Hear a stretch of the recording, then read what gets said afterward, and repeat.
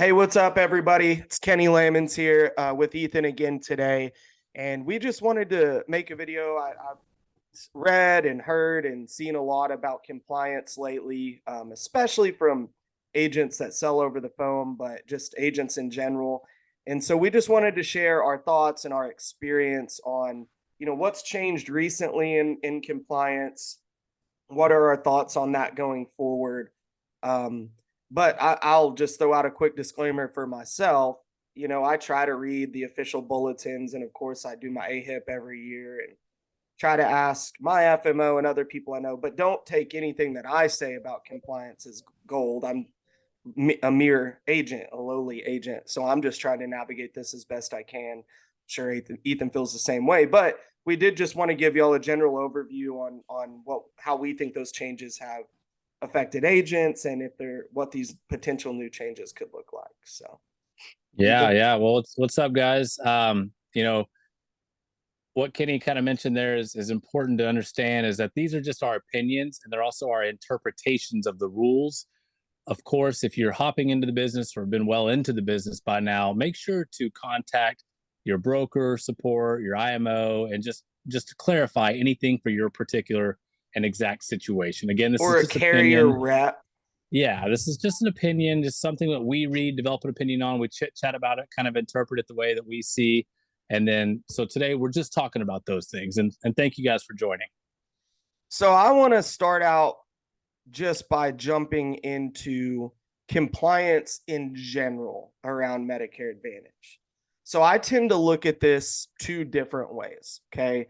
So, from a broad level, in the past, it used to scare me off. But once I wrapped my head around it and felt like I was operating within the guidelines of Medicare Advantage compliance, I felt like it could be a benefit. Okay. And it's a benefit because I didn't want to learn what the do's and don'ts. And I know a lot of other potential agents do not enter this niche of selling Medicare Advantage because of that. So, in some degree, to some degree, it can be a benefit because it makes it a little bit more difficult. So, there's less agents that take it on. Okay. Yeah. On the flip side, on my, that was like a broad level view, but on a day to day basis, I've always found it, I'm always second guessing myself. I'm always, just wondering what rule may come next. Did I check all the boxes? Did I do everything right?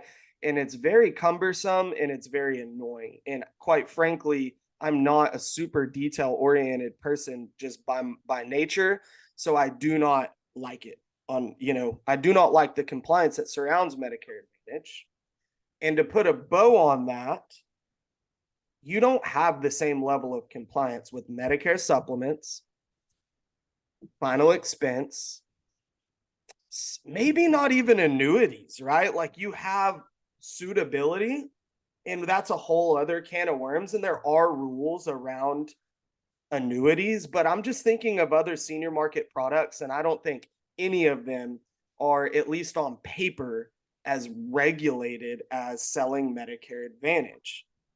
So that it can be both a positive and a negative. What are just your general thoughts on compliance with Medicare Advantage as it applies Well, to you? it's funny because, I mean, remember when we first got into the business, and I'm talking Medicare business, which was supplements, we were brainwashed. I'm going to use that term, but we were told that Medicare Advantage, there's a lot of rules, a lot of red tape. It's very sticky. It's very compliance heavy. So it's unattractive. You don't want to fool with it. Um, it's just best if you leave it all alone, right? Remember, we were told that. And even when we considered getting into Medicare Advantage several years later, that was both our arguments. We're just like, I don't, again, we're not the most organized, and so it just may not be the best for us, but we decided to hop in it then. And I'm glad we did because we learned a lot and we helped a lot of people out. But it was just funny to kind of think about what we were scared of then, and still we've overcome that, and we were able to get around a lot of these things and take care of a lot of people. So now it's just a whole fresh new set of rules and regulations, and a lot of people have reached out to me about how I'm handling a lot of these things. And guys, the best answer I can say is do the best that you can. Right. Again, the disclaimer that we had earlier is a lot of this is how you interpret it. We're not lawyers. I can't read that jargon. I've contacted carriers, carrier reps, IMOs. Kenny and I talk 7 times a day, going over different things. So again, it is annoying, nonetheless, to have more rules, especially for like good agents that are truly out there doing the right thing for their clients. I know there's been a lot of abuse. I know there's been a lot of people taking advantage of it. So I do understand and see why they're doing this, but it's also like for the ones that do it right, it's highly annoying, So that's really just again a broad level on how I feel. Well, let's talk about that because, like you said, the good agents out there that are trying to do right by people, all it is a burden. But Yeah. yet there are some people that are doing the wrong thing. Okay, well, let's be realistic. In from your experience and mine, the vast majority of damage that is done to seniors on Medicare are done by organizations like call centers. Yeah. That's just my observation. Very rarely do I meet a client who said that they sat with an agent or even talked on the phone with a specific licensed agent that they could name, they knew where they were out of, right? Like an independent agent, where they may not have always been put in the very best plan for them, but at least they could tell me, well, here's why we went to this plan. And Yeah. we thought this and this and this was going to be better. I haven't ever heard from the guy again because it didn't work out. Maybe that happens. Mhm. But never do I hear whenever never do I hear this from an independent agent. Someone that sat down with a client and the client told me they talked to one independent agent where they said, I didn't even remember switching. Like, I just got this new AmeriGroup card in the mail, and they kind of just told me I was going to get a new Flex card and some dental benefits. I didn't know I was losing Humana, Or or I can have both. I didn't know I couldn't have both, or I didn't know that I would lose my supplement, right? Like, just completely unaware of the reality of what happened to them. The 99% of that is done by call centers and large organizations that likely have high agent turnover. And for all I know, a lot of the process isn't even done by licensed agents, right? Like maybe by the time that client gets to the enrollment part, they obviously should be talking to a licensed agent, but who knows who they talked to before that? A telemarketer overseas, and then an intake person, and so on and so forth. So here's my biggest issue: compliance should be in place to protect who? The Medicare beneficiary. Mhm. Unless I'm just missing something on a grand scale, the vast majority of damage that is done are by these large call centers, and the compliance that rules that are in place, it's much easier for them to skirt around it, get away with it, pay the fine, take the slap on the wrist, and it really isn't stopping these organizations. But Right. it is hindering the Joes and the Tom, Dick, and Harry out there who are just trying to make a living and build relationships with their clients. So, what are your thoughts on that? Am I wrong? Am I off? Am I right? What do you think? You know, Normally I would agree with that. I don't know if I have an opinion just because maybe what I'm about to say is my opinion. I haven't heard a lot of the chatter from the call centers since all the compliance came out. And again, I'm not in a lot of forums or anything, so I don't necessarily know what's going on all the time. But it just seemed like everybody was complaining. Everybody is like, as far as agents, were complaining about that exact same problem. And as far as I know, it seems to have calmed down a little bit. Slowed down. Yeah, yeah. So I don't know what if that changed anything. I don't know, but so far I've had a lot less clients calling me, telling me having that same complaint over and over that somebody called, promised whatever, and switched. I haven't. Granted, it's January, but I didn't run into that very much during AEP, and I haven't run into it through January just yet. So Do normally, you, yeah, I absolutely agree with you. that's a good observation. But remember, these rules just went into place right before AEP. Right. Like, give it 2 or 3 months, and then let's readdress that. Yeah. Because if it did slow down, did it slow down because people are wising up to the goofy advertisements that they've been watching for 2 years? Or are your clients not calling you, Ethan, because over time you've shed a lot, so to speak, shed a lot of the fat, and a lot of the clients that you have now are more loyal and they've already been there, done that with Yeah. switching? And or did those rules really help make an impact nationwide where people aren't just getting switched with because truly against their will, like they're being twisted into it or bamboozled into it? Good I really point. don't Yeah. know. That I don't Yeah. know. We'll see. I'm excited to see. Yeah. Like I said, give it a couple more months and really see how it all plays out. I mean, and guys, I mean, if you don't know I wouldn't say the threats, but the wording used from a lot of these carriers right before AEP, when a lot of these rules came out, were scary. I mean, I know there was one insurance company that you had to click yes to, what how I interpreted it and read it was basically if you get caught breaking one of these rules, they have permission to terminate your contract.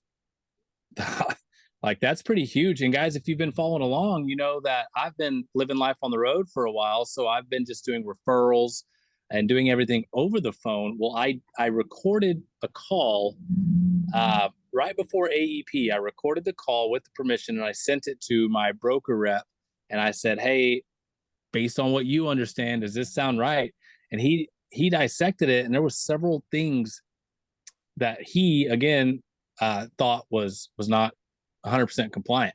And so I did it again and again. And guys, I just again, I'm not like saying it's wrong or anything, but it is hard for somebody, a seasoned veteran, an agent, that Change all their ways. to change everything that we've done the last 8 years. It is difficult, and it did spook me. And that's why most of the time I can either, if I get a referral that's close to Kenny, I send them out there, or they're just gonna have to wait until I can get out there, because I mean, I'm just trying to minimize as much over the phone as possible. So yeah, if you guys don't know, I more or less completely minimized all phone sales, with rare exception. So like I'll occasionally do one. I mostly am going face to face. I have that luxury, the way that I've shifted my business that way for a while on purpose before these changes came out. And that's the way I'm going to stick to.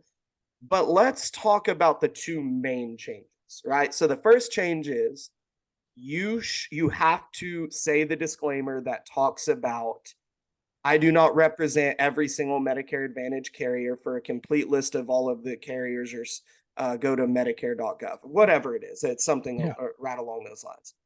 Okay, I'm okay with that. That's fine. Like, Right.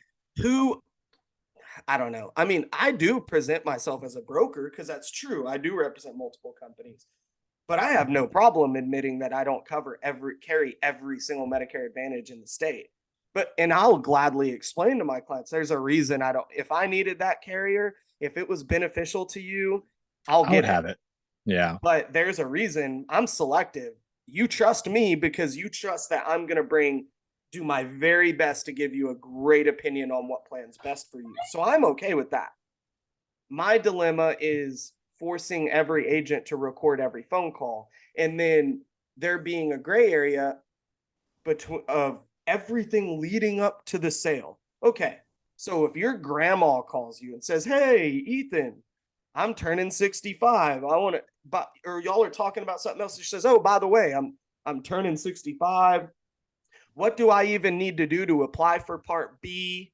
And then after that, can we sit down together and you go over this with me?" Do you have to just end the conversation and say, "Grandma, stop. I need to hang up and call you back on a recording"? Like, no, I'm not going to do Right. that. Right? I'm going to have that generic conversation. And then I'm going to just say, "Hey, let's meet up in person and do this." Uh, what was that? What I was getting at there is there's a lot of confusion about everything leading up to the sale.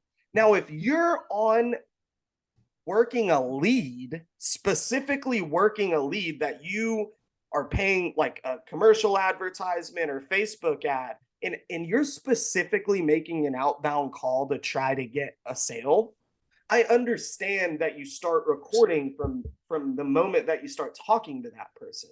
But as your business grows, you take a lot of service calls inbound that may lead to, uh-oh, you got a new prescription, we got to make a change. Or you may be getting inbound referrals that you didn't solicit for business. Right.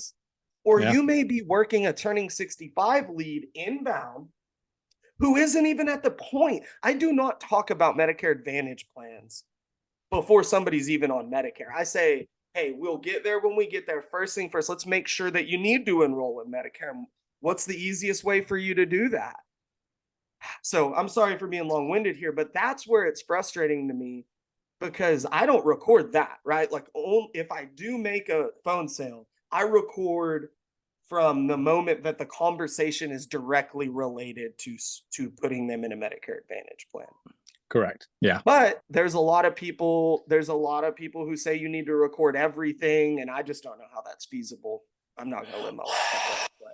Well, yeah, and the biggest reason the carrier rep told me that it was wrong is because I guess we're supposed to now go through like line by line on like the summary of benefits and go over max out of pocket and yada yada. And it's like, it's strange to me because or you have to, like, if they're brand new to Medicare, you have to talk about both supplements and Medicare Advantage. Well, what if they let you know that they're on Medicaid, right? They're brand new to Medicare, but they're on Medicaid. You can't have a supplement anyway, right?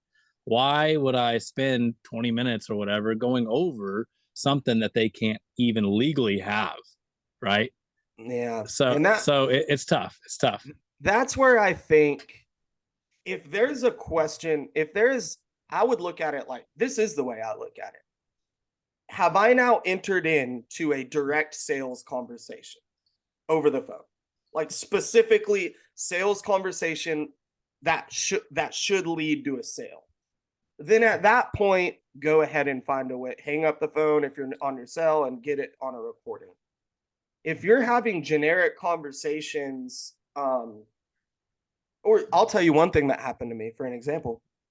Inbound call, guy called me, said, hey, Joey told me to give you a call. I'm about to turn 65. And I was going to try for the first time, like, tell somebody I had to record the call. And so I said something along the lines of, hey, Joe, thanks for reaching out to me. I'm glad you were referred to me. Now, before I can go any further, because of some new rules legally, I need to put this call on a recording.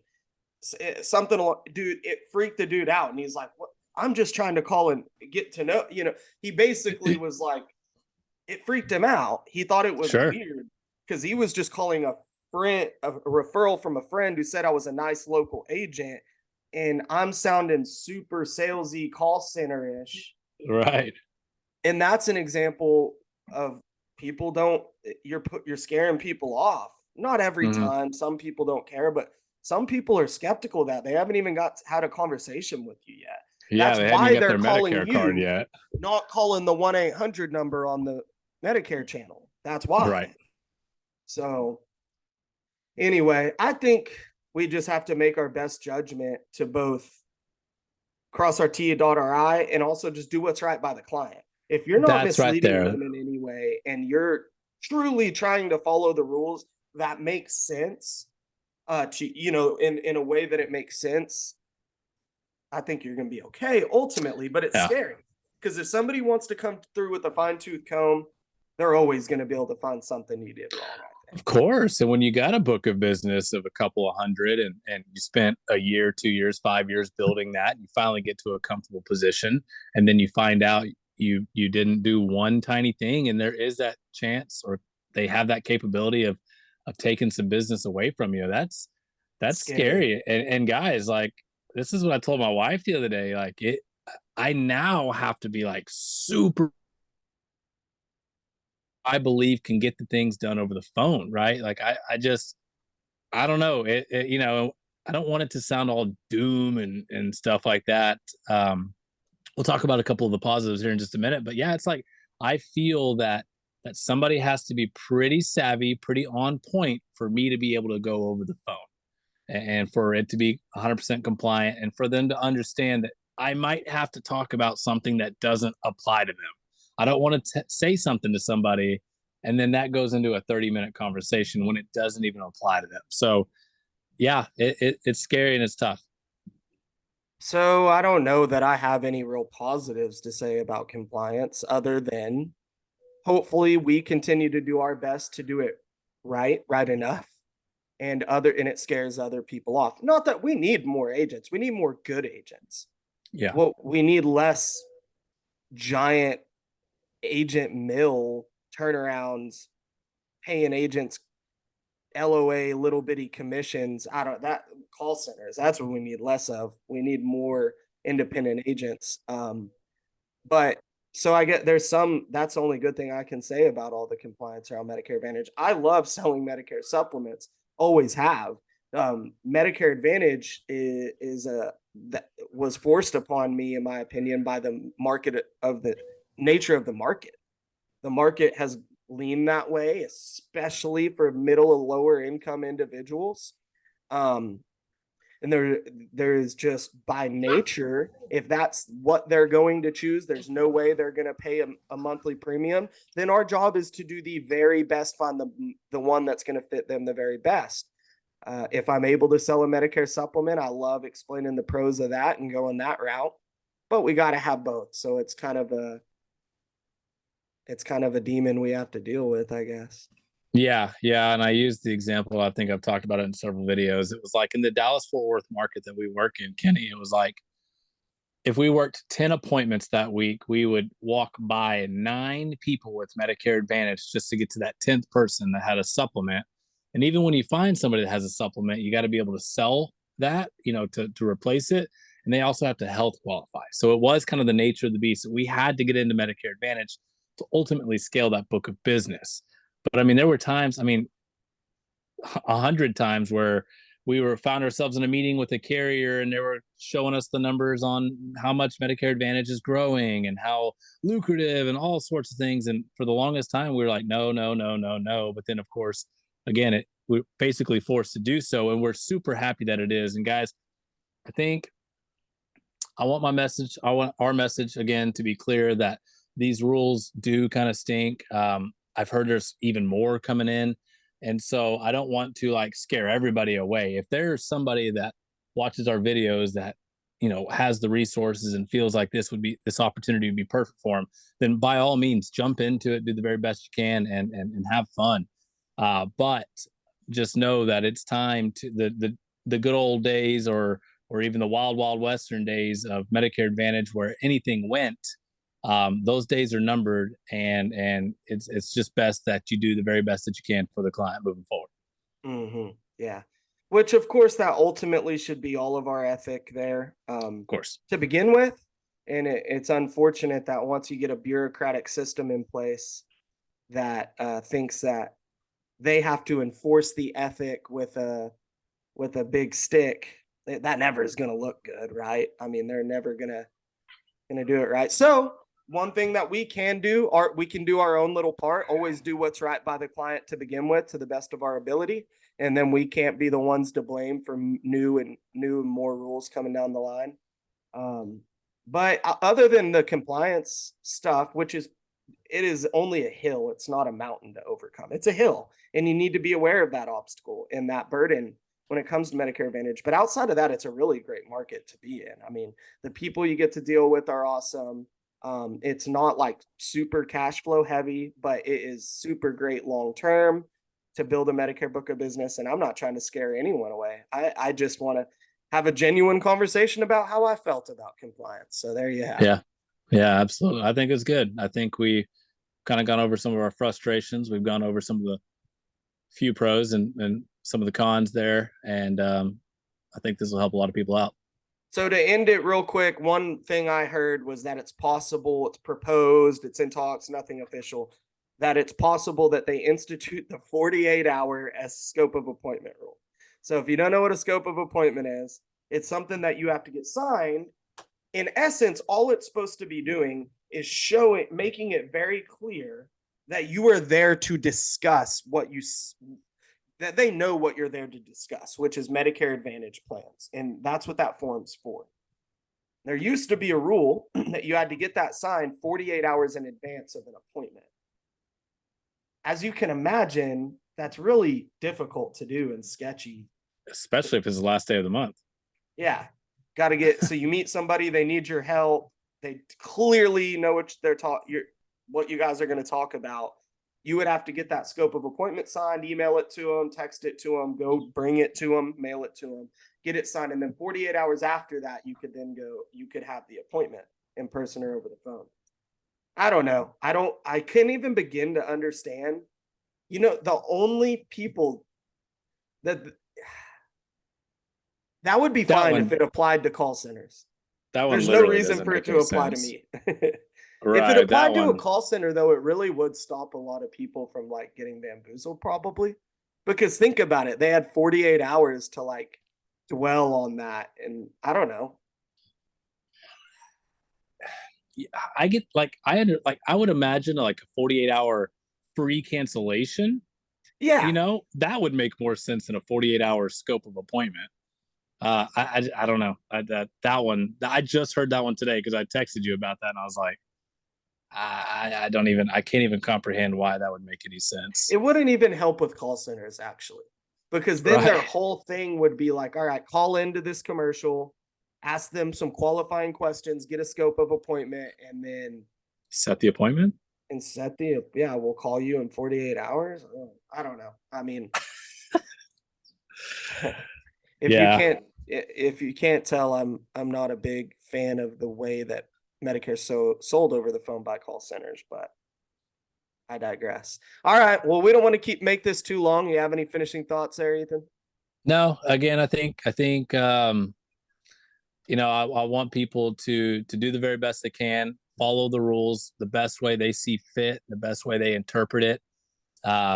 Always do right by the client. And at the end of the day, I think you said it best, Kenny. Like, I think if I were to get audited or whatever, and somebody said I didn't do something right, I can go down knowing and saying that I did the very best that I could, that I truly helped that client out, and that'd be it. So, I mean, I can go to sleep at night knowing that I can say those things comfortably. So it's just some rules. They could get better. They could get worse. Like Kenny said, it's a hill, not a mountain.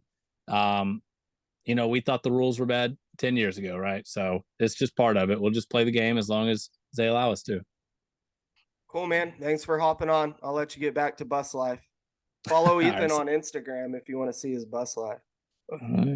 Yeah. Thanks, man. All right. See ya. See ya.